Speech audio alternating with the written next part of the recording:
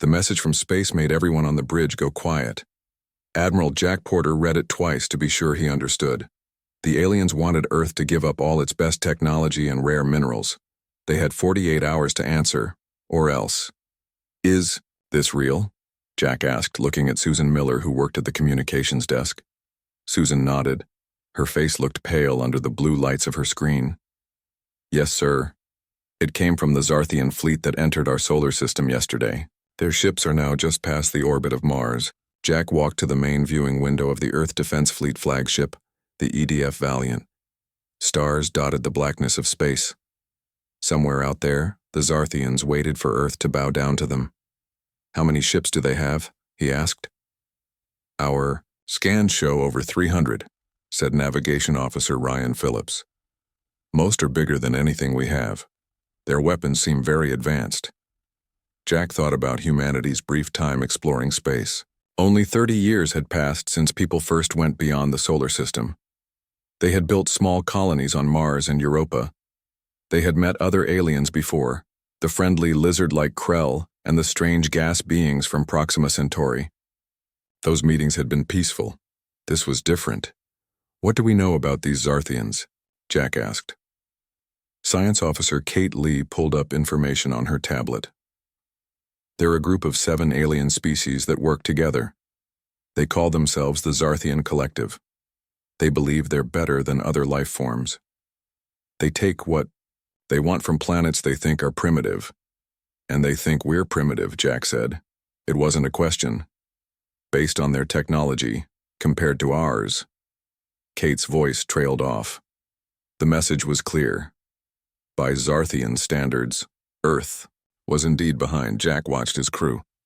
These men and women were the best Earth had to offer, but fear showed on their faces. They had families back home. Billions of people who didn't even know the danger that hung over them like a storm cloud. Send the response we talked about earlier, Jack said firmly. Tell them Earth will not be pushed around. Sir? Susan looked up with wide eyes. You're sure about this? Very sure, Jack replied. The Security Council made its decision. We refuse their demands. Susan typed the message and sent it. Minutes later, a hologram appeared in the center of the bridge. It showed a tall, insect-like creature with a hard shell body and large eyes made of many smaller eyes. The Zarthian. Ambassador's mouth parts clicked as it spoke in perfect English. Your choice is unwise, the alien said.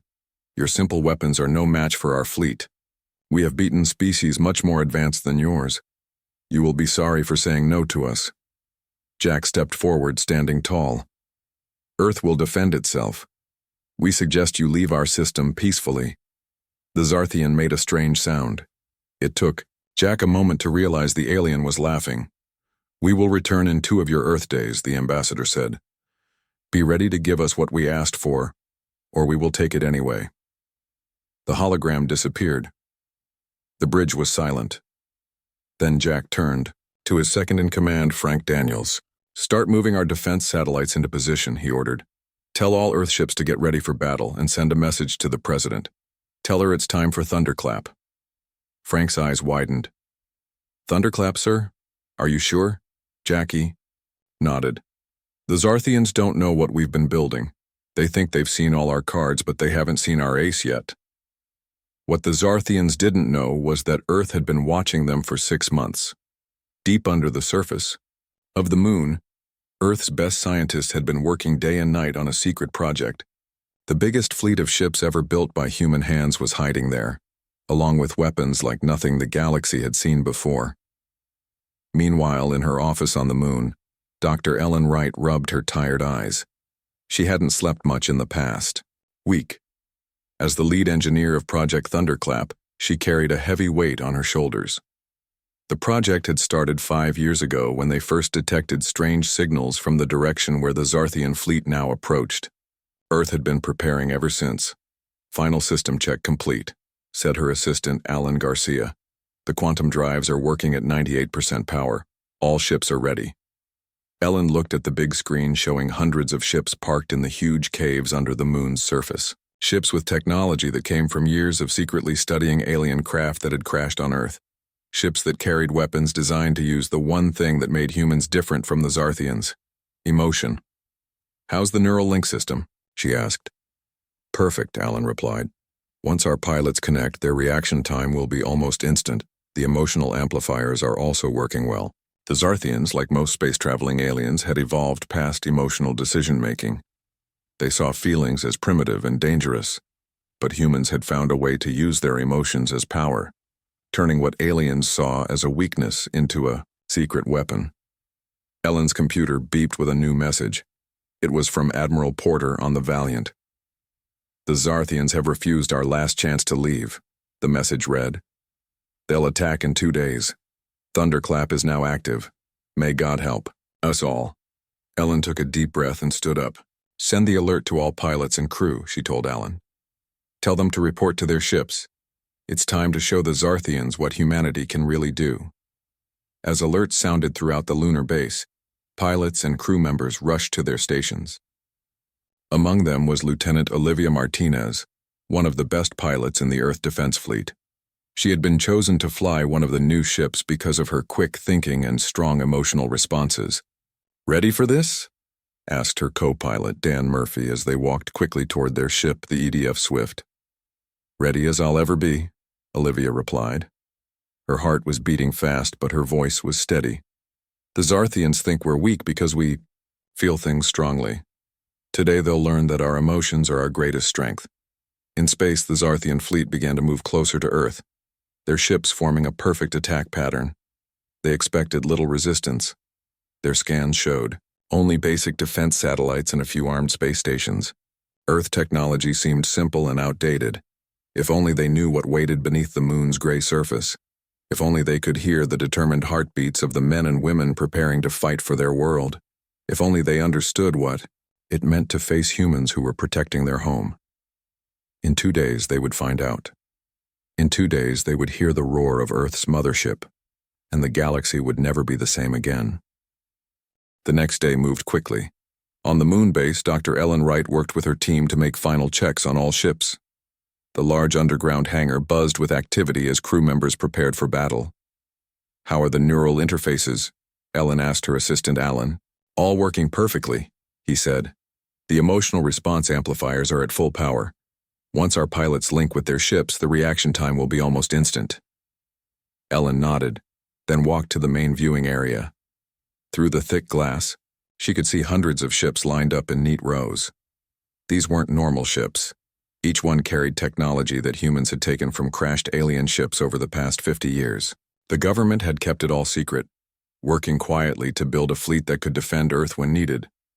But the most important part was the neural interface system. Unlike other aliens who had evolved past emotions, humans had found a way to use their feelings as a weapon. The ships were designed to connect directly with the pilots' minds, using their emotional responses to make the ships faster and more unpredictable than any computer could. "Dr. Wright," called a voice. Ellen turned to see Commander Ben Harris walking toward her. His face looked serious. "The Zarthians have destroyed our outer defense satellites," he said. "They're moving faster than we expected. Admiral Porter has moved up the timeline. We launch in 6 hours." Ellen felt her heart beat faster. 6 hours? We were supposed to have at least 12 more. "Plans change in war," Ben said simply. "Are we ready?" Ellen thought about all the tests they had run, all the systems they had checked. Not everything was perfect, but it was as good as it would get. "Yes," she said. "We're ready." In space, aboard the EDF Valiant, Admiral Jack Porter watched the Zarthian fleet move closer to Earth. Their ships moved in perfect formation, like a well-practiced dance. The first wave of alien ships had easily destroyed Earth's outer defense ring of satellites. "They think that's all we have," Jack said quietly to Frank Daniels, his second in command. "Let them keep thinking that." The plan was simple but risky. Let the Zarthians think they were winning. Let them get confident. Then, when they were fully committed to their attack, surprise them with Thunderclap. Jack's screen lit up with a message from the president. It was short. "Thunderclap is authorized." "Godspeed, Admiral." Jack took a deep breath. "Send the coded alert to all Earth governments," he ordered. Tell them to activate their emergency plans and send the signal to the moon base. Tell them to launch when ready. On the Zarthian command ship, Supreme Commander Vexthor watched with satisfaction as his fleet moved toward Earth. His large compound eyes could see multiple screens at once, showing the positions of all his ships. The humans have lost their outer defenses, reported his second-in-command, Zexalar. They have only a few armed space stations and a small fleet of primitive ships left. Vexthor's mouth parts clicked in what passed for a smile among his kind. As expected, humans are emotional creatures. They lack the logical thinking needed for true space warfare. Should we offer them another chance to surrender? Asked Zexalar. No, said Vexthor. They had their chance. Now we take what we want. Prepare the main fleet for the final approach to Earth. Back on the moon, Lieutenant Olivia Martinez settled into the pilot seat of her ship, the EDF Swift. The neural interface helmet lowered onto her head, and she felt the familiar tingling as the system connected with her mind. Neural link active, said the ship's computer. Emotional response amplifiers online. Next to her, Dan Murphy, her co-pilot, was going through the same process. Ready when you are, Liv, he said. Olivia closed her eyes and focused on her breathing. The ship felt like an extension of her body now. She could sense its systems, its weapons, its engines, and the ship could sense her emotions, using them to make split-second decisions faster than any normal computer. All pilots, this is Commander Harris, came a voice over the comm. The Zarthians have destroyed our outer defenses and are moving toward Earth. They expect us to be weak and disorganized. Let's show them how wrong they are. Throughout the lunar base, hundreds of pilots prepared their ships. The huge doors at the end of the underground hangar began to open, revealing the blackness of space. All ships prepare for quantum displacement, said Commander Harris. On my mark. 3, 2, 1. Mark. Olivia felt a moment of pressure, then a strange sensation like being turned inside out. The quantum displacement drive was the most advanced piece of technology in the Thunderclap arsenal. Instead of flying from the moon to the battle, the ships would simply appear there, surrounding the Zarthian fleet in an instant. On Earth, millions of people watched their screens as news of the alien approach spread. But instead of panic, there was a strange calm. For years, the governments of Earth had been preparing their citizens for this day. Not everyone knew about Thunderclap, but they knew Earth had a plan. In the White House, President Alicia Davis addressed the world. Citizens of Earth, the moment we have prepared for has arrived. The Zarthian collective believes we are weak, because we care for each other, because we feel deeply, because we are driven by what they call primitive emotions. Today, they will learn that humanity's heart is also its strength. In space, the Zarthian fleet moved closer to Earth. Their sensors showed only a scattered defense, just as they expected. Supreme Commander Vexthor was already thinking about how to divide Earth's resources among the 7 species of the collective. Begin the final approach, he ordered. Prepare landing ships for the first wave of ground forces. Yes, Commander, replied Zexalar. Then he paused, looking confused at his screen. Sir, I'm detecting a strange energy reading near Earth's moon. What kind of reading? Asked Vexthor. Unknown, sir. It's like nothing in our databases. Vexthor clicked his mouth parts in annoyance. Probably just some primitive Earth technology we haven't seen yet. Ignore it and continue the approach. That was when every alarm on the Zarthian command ship began to sound at once. In an instant, the space around the Zarthian fleet was filled with ships. Hundreds of them appearing out of nowhere, surrounding the alien armada in a perfect sphere formation. Leading them was the largest ship the Zarthians had ever seen, the EDF Thunderclap, Earth's mothership. Impossible, hissed Vexthor. Where did they come from? How did they hide from our sensors? As if in answer, a deep, powerful sound echoed through all communication channels, a sound like thunder, like the roar of a great beast. It was the combined voice of humanity, broadcast from the Thunderclap. It shook the Zarthian ships and filled their alien crews with something they had not felt in centuries, fear. The battle for Earth was about to begin. Supreme Commander Vexthor stared at his screens in disbelief.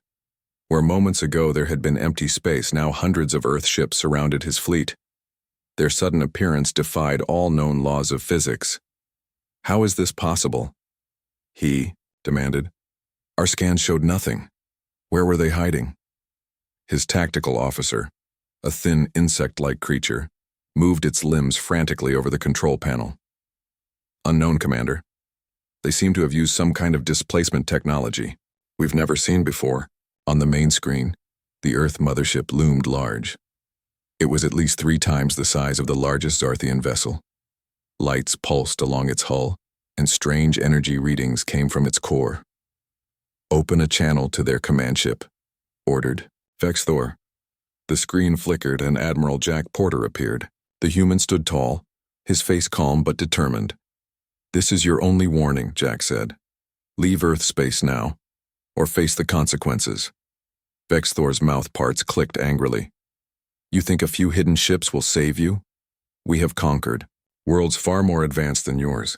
Your primitive fleet is no match for ours. Jack smiled slightly. You've made a mistake that many have made before you.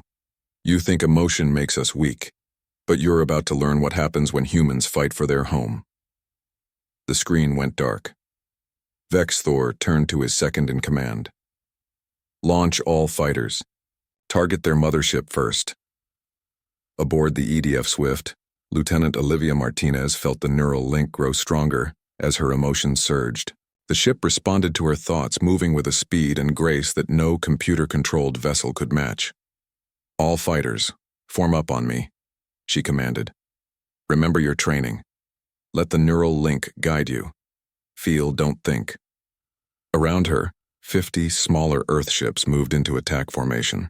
Unlike the perfectly ordered Zarthian squadrons, the Earth fighters spread out in a loose, seemingly random pattern. The first wave of Zarthian fighters launched from their carrier ships. They were sleek, deadly machines, moving in precise formations. Their computers calculated the most efficient attack patterns based on pure logic. Here they come, said Dan from the co-pilot seat. 200 Zarthian fighters coming in fast.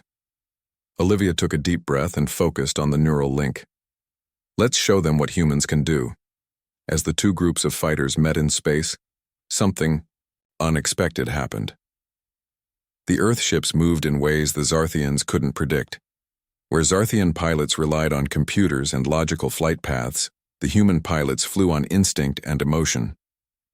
Their ships twisted and turned, accelerated, and stopped in patterns that seemed chaotic, but were devastatingly effective.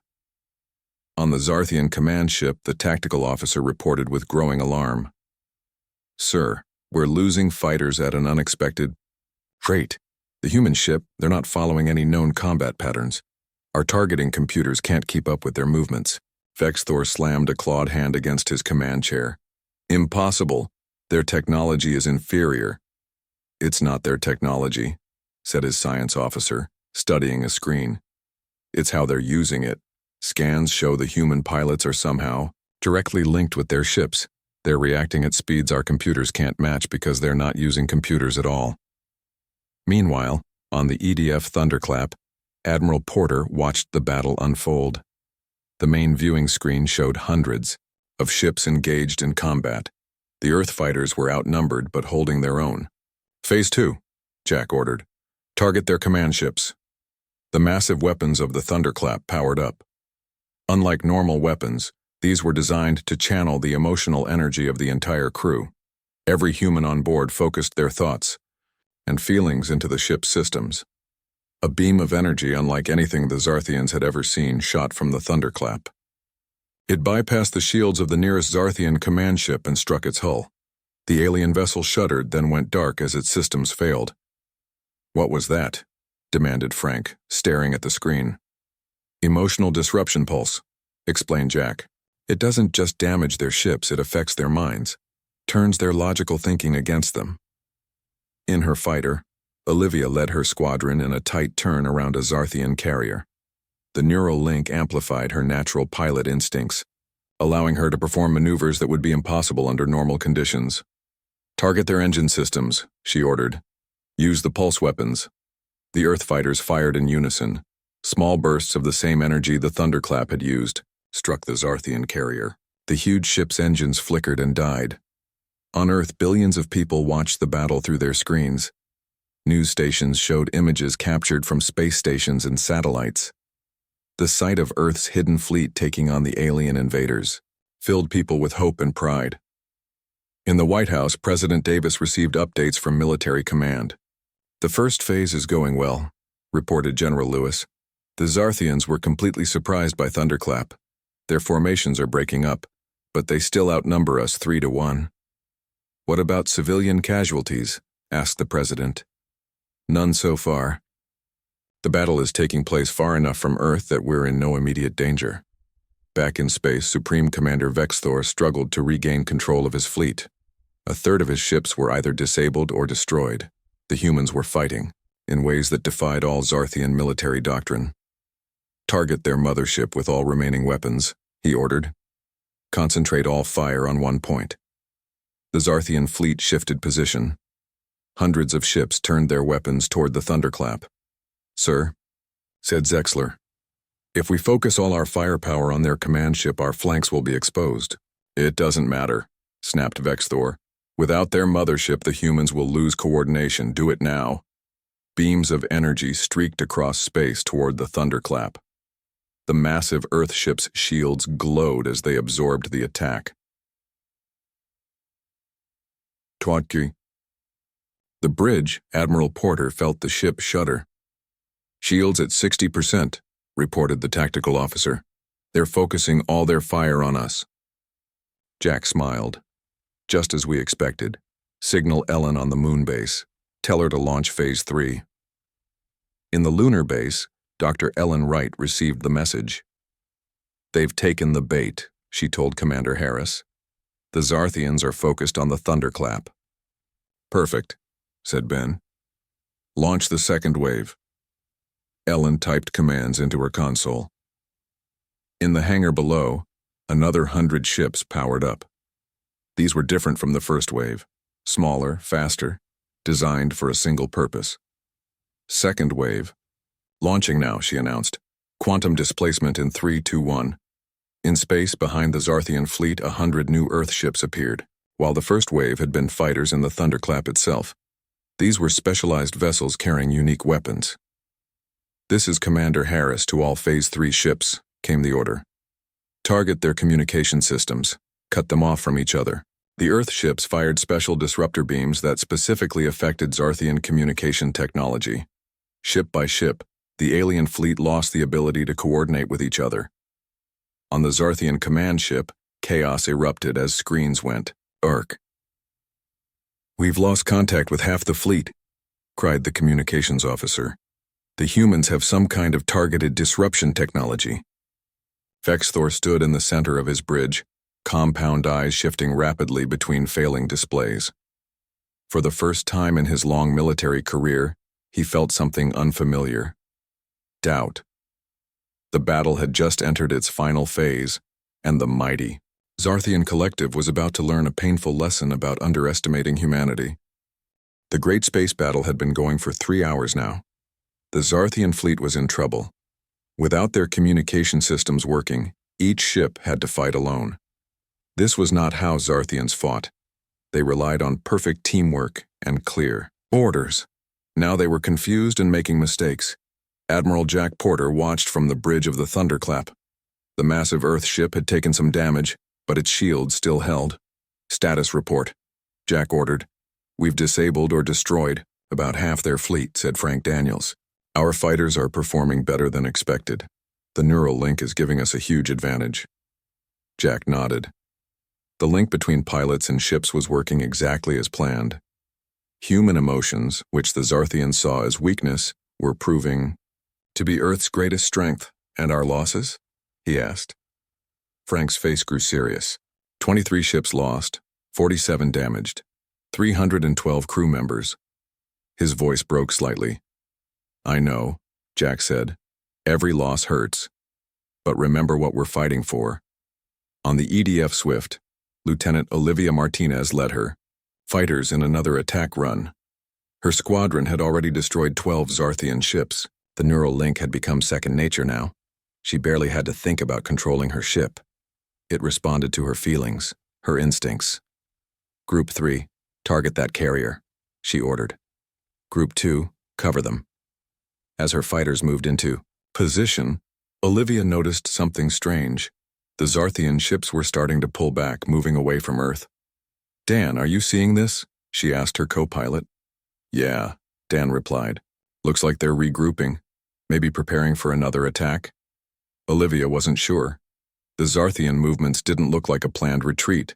They looked disorganized, almost panicked. On the Zarthian command ship, Supreme Commander Vex Thor was losing control. Half his fleet was gone. Many of his best officers were dead. And the humans kept coming, their ships moving in ways his tactical computers couldn't predict. Sir, we need to retreat, said Zexalar. We can return with a larger fleet.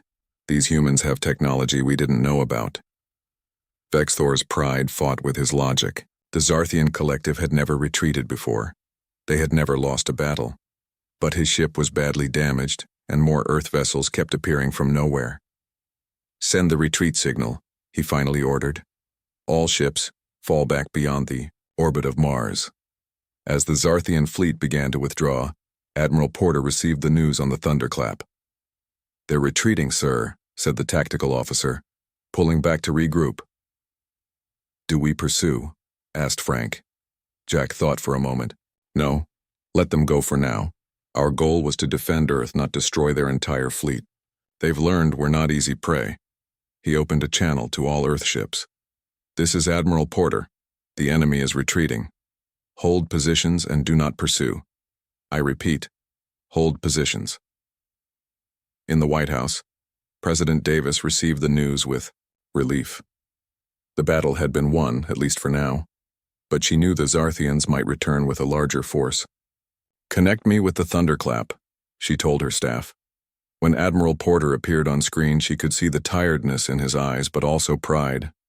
Congratulations, Admiral, she said. Earth owes you and your crew a great debt. Thank you, Madam President, Jack replied. But this isn't over. The Zarthians are retreating, not surrendering. They'll be back. I know, she said, but we've shown them that humans aren't the easy target they thought we were. Now we need to talk to them. Jack raised an eyebrow. Talk? After they tried to invade us? Yes, President Davis said firmly. War should always be the last option. Now that they know our strength, perhaps they'll be willing to listen. Open a channel to their command ship. On the Zarthian vessel, Vex Thor was surprised to receive the human communication request. He expected them to attack while his fleet was vulnerable. Curious, he accepted the call. The human leader appeared on his screen. She looked small and soft compared to his armored body, but her eyes were strong and clear. Supreme Commander, she said. I am President Alicia Davis of Earth. Your attack on our planet has failed. You have two choices now. You can leave our solar system and never return, or you can agree to peaceful talks. Vex Thor clicked his mouthparts in surprise. You offer talks after combat? This is not the Zarthian way. It is the human way, she replied. We prefer peace when possible, war only when necessary. We've shown you we can defend ourselves. Now, we offer a chance for both our peoples to benefit through cooperation rather than conflict. In the moon base, Dr. Ellen Wright was checking damage reports when the news came through. The president is talking to the Zarthian commander, said Alan. She's offering peace talks. Ellen shook her head in amazement. After they tried to destroy us? That's risky. It's human, said Commander Harris, who had joined them. We fight when we must, but we always hope for peace. Meanwhile, Lieutenant Olivia Martinez and her squadron kept their positions, watching the damaged Zarthian fleet regroup. Through the neural link, she could sense the mixed feelings of her fellow pilots. Relief that they had won, sadness for those lost, worry about what would come next. Stay sharp, everyone, she said. This isn't over yet. After a long pause, Vex Thor made his decision. The Zarthian collective had never negotiated with a species they had tried to conquer. But then, they had never failed to conquer a target. World before. We will agree to talks, he said finally. But know this, human leader, the The collective does not forget. This matter is not settled. We understand, President Davis replied. We'll send coordinates for a neutral meeting point. And Commander, next time you encounter a new species, you might want to try talking first. The communication ended. On the thunderclap, Admiral Porter received new orders from the President. Escort their command ship to the neutral meeting point. The message read, The rest of their fleet must leave our system. We'll show them both our strength and our mercy. Jack gave the necessary orders, then looked out at the stars. Earth had survived its first major space battle. Humanity had proven itself on the galactic stage. What do you think they'll do next? Asked Frank, joining him at the viewport. They'll be back, Jack said. Maybe not tomorrow or next month, but someday. And when they come, they'll bring more ships, better weapons. And we'll be ready, Frank replied. Jack nodded. Yes, we will. Because now we know something they don't. What's that? Jack smiled. That emotion isn't weakness. It's power. And humanity is just getting started. As the damaged Zarthian fleet limped away, a message was broadcast from the thunderclap. It wasn't words, just a sound, the same thunderous roar they had heard at the start of the battle. A reminder of Earth's strength and a warning to any who might threaten it in the future. The roar of humanity's mothership echoed across space, a new sound in the galaxy that would soon become famous and feared. 1 week after the battle, the peace talks began. The meeting point was a small space station in orbit around Mars. Both sides agreed to bring only one ship each. The humans brought the EDF Valiant, while the Zarthians brought a smaller command, vessel. In the main conference room, Admiral Jack Porter and President Alicia Davis sat across from Supreme Commander Vex Thor and his advisors. The room was designed to be comfortable for both species, with special chairs for the insect-like Zarthians. Thank you for agreeing to these talks, President Davis began. We believe that understanding between our peoples is possible. Vex Thor's compound eyes shifted as he studied the humans. The Zarthian collective has never negotiated with the species we intended to conquer. This is new territory for us. First times for everything, Jack said with a small smile. President Davis laid out Earth's terms. We ask for 3 things. First, the Zarthian collective must recognize Earth and all human colonies as sovereign territory.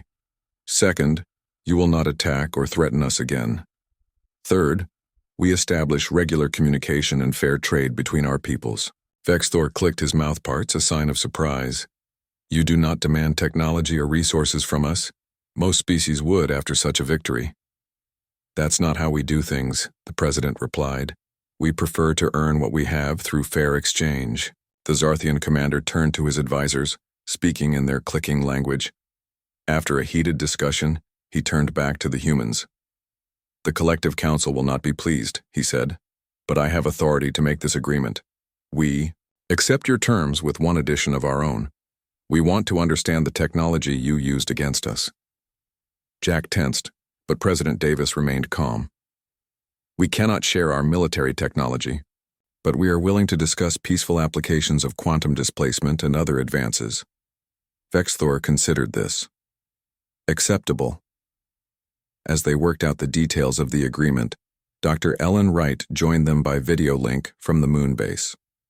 She explained the science behind some of Earth's technological advances, carefully avoiding any mention of the emotional amplifiers or neural interfaces that had given humans their edge in battle. Meanwhile, in Earth orbit, Lieutenant Olivia Martinez was leading a training session for new pilots. After the battle, thousands of young people had volunteered to join Earth's defense forces. Everyone wanted to learn to fly the new ships. The neural link is different for everyone, Olivia explained. To the recruits, it connects with your emotions, your instincts. Don't fight it. Let it become part of you. A young pilot raised her hand. Is it true the Zarthians are afraid of us now? Olivia shook her head. Not afraid, respectful. There's a difference. They underestimated us because we feel emotions strongly. Now they know better. Back on Mars, the peace talks were concluding. Both sides had signed the agreement, which would be known as the Mars Accord. It was the first formal treaty between humans and the Zarthian collective. As they prepared to leave, Vex Thor approached President Davis privately. "There is something I do not understand," he said. "Our scans showed your ships using energy in ways we cannot explain. What is the source of this power?" The president smiled. "That, Commander, is humanity's secret. Perhaps someday, when trust between us is stronger, we can discuss it." Vex Thor's antennae twitched. "You are an unusual species. The collective believed emotion was evolutionary baggage, something advanced races grow beyond. But you have somehow turned it into strength." "Emotion gives us something logic alone cannot," she replied. "It gives us courage, creativity, and compassion. We don't see it as a weakness to overcome, but as a gift to cherish." 3 months later, the first Zarthian trade ships arrived in Earth orbit. The Mars Accord was working. The 7 species of the collective were learning to deal with humans as equals rather than as conquests. In her lab on the moon, Dr. Ellen Wright was studying Zarthian technology that had been shared in the exchange program. Their approach to science was different from humans, more methodical, less intuitive. There were things to learn from both approaches. "The neural interface project is expanding," Alan told her.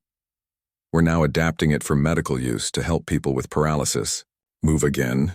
Ellen nodded with satisfaction. "That's what I hoped for. War drove us to create this technology, but peace will let us use it to help people." On Earth, Admiral Porter sat in a meeting with military leaders from around the world. The large screen showed the current status of Project Thunderclap. The fleet had grown, with new ships being built in the lunar shipyards. "The Zarthians have kept their word so far," Jack said, "but we need to stay ready, and there are other species out there who might not be as willing to make peace." General Lewis nodded. "Intelligence reports suggest the Zarthians have spread the word about Earth. We're becoming known in the galaxy." "Good," said Jack. "Let them know that humans are not to be underestimated." In space, aboard her ship, Olivia flew past Jupiter on a routine patrol. The neural link hummed in the back of her mind, a constant connection between her and the vessel. Looking at the stars, she wondered what other civilizations were out there, and how humanity would deal with them. Her thoughts were interrupted by a message from Earth Command. "Lieutenant Martinez, we're picking up unusual signals from beyond Pluto.